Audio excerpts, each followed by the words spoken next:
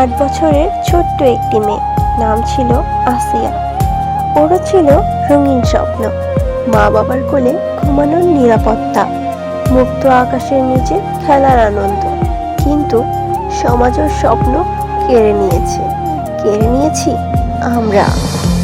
বেশ কয়েকদিন যাবৎ আমাদের ছোট্ট বোন আসিয়া জীবন মৃত্যুর সন্ধিক্ষণে দাঁড়িয়েছিল। কিন্তু 13ই মার্চ বৃহস্পতিবার মৃত্যুকে আলিঙ্গন করলো আসিয়া। এরপরেও কি আমরা চুপ করে থাকবো? শুধু একটা নিউজ দেখবো, একটা স্ট্যাটাস দেব আর ভুলে যাব?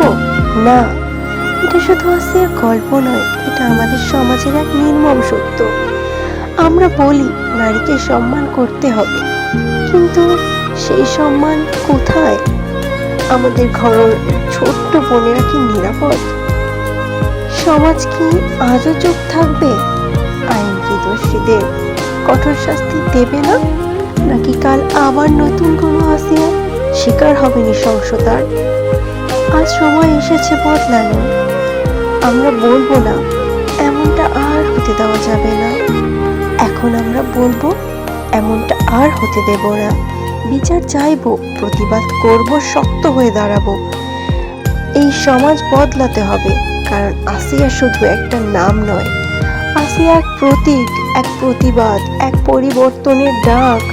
আমরা যেন আর কোনো শিশুর চোখের স্বপ্ন হারিয়ে যেতে না দিই। কেননা দিন শেষে নিরাপদ সমাজ, সুস্থ ভবিষ্যৎ, এটা আমাদেরই দায়িত্ব। ভিডিওটি ভালো লাগলে চ্যানেলটি সাবস্ক্রাইব করুন এবং পাশে থাকা বেল আইকনটি অন করে রাখুন।